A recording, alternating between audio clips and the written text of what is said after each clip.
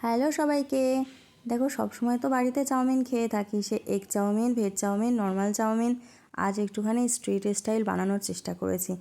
প্রথমে একটা পাত্রে আমি অনেকটা পরিমাণ জল বসিয়ে দিয়েছি, আর একটুখানি সাদা তেল দিয়েছি, লবণ দিয়েছি, আর হলুদও দিয়েছি।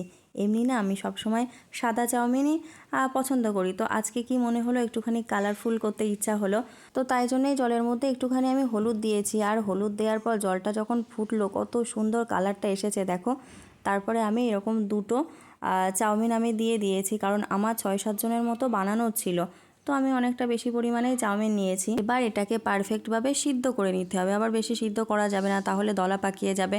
আর আমি যেহেতু বেশি পরিমাণেই চাউমিন নিয়েছি, সেহেতু দলা পাকানোর সম্ভাবনাটা একটু বেশি আছে, সেরকম খেয়াল রেখে করতে হবে। দেখো, এরকম করে আমি একটুখানি খুন্তি দিয়ে ছাড়িয়ে ছাড়িয়ে দিচ্ছি।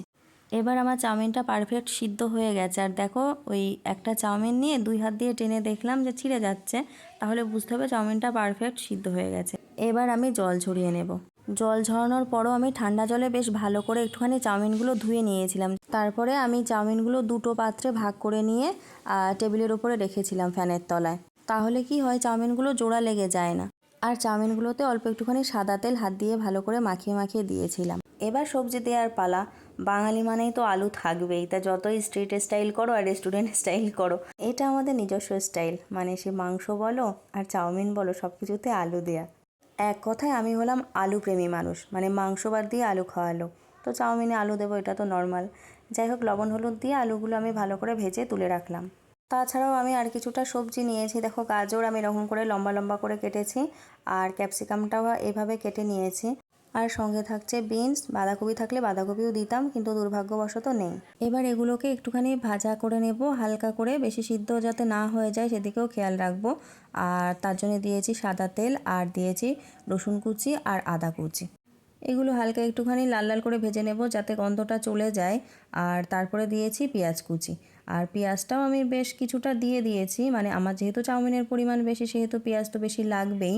এবার দেখো, আমার তো অনেকগুলো সবজি ভাজতে হবে, সেজন্য তেলটা একটুখানি কম মনে হলো, তো আর একটুখানি তেল দিয়েছি।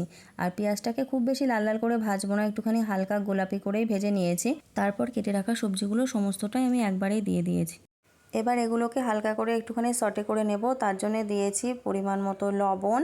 এগুলোকে কিন্তু কখনোই নরম করে ভাজবো না, মুখের মধ্যে একটুখানি কচকচে ভাব থাকবে, সেরকম অবস্থায় নামাতে হবে। সেটা তোমরা সবাই জানো যে আমরা যখন কিনে খাই, তখন ওই চাউমিনগুলোর মধ্যে যে সবজিগুলো থাকে, সেগুলো যখন মুখের মধ্যে পড়ে তখন একটুখানি কচকচ করে, তো সেরকমই রাখার চেষ্টা করেছি।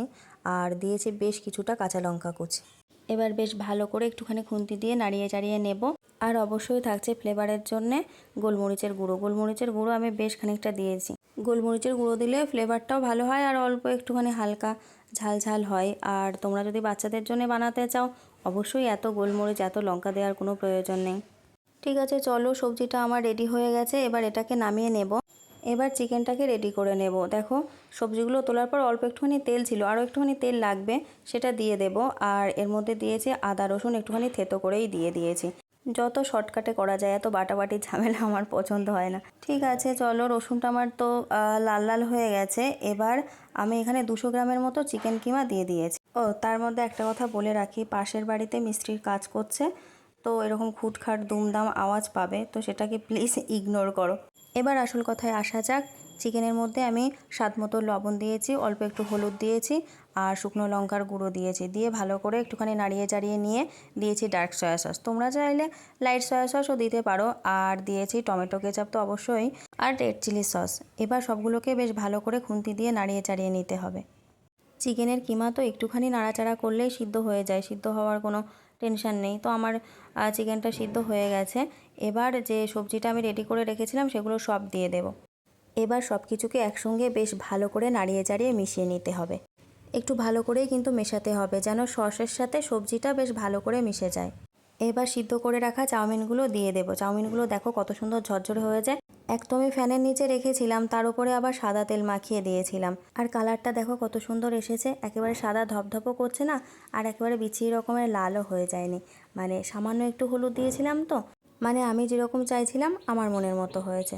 যাই হোক, এবার সবজির সাথে, চিকেনের সাথে, সসের সাথে চাউমিনটা পুরো একেবারে মাখিয়ে নেব। বেশ একটুখানি ভালো করে হালকা হাতে খুন্তি দিয়ে নাড়াতে হবে, কিন্তু আমি তো কড়াটাই উল্টে দিচ্ছিলাম।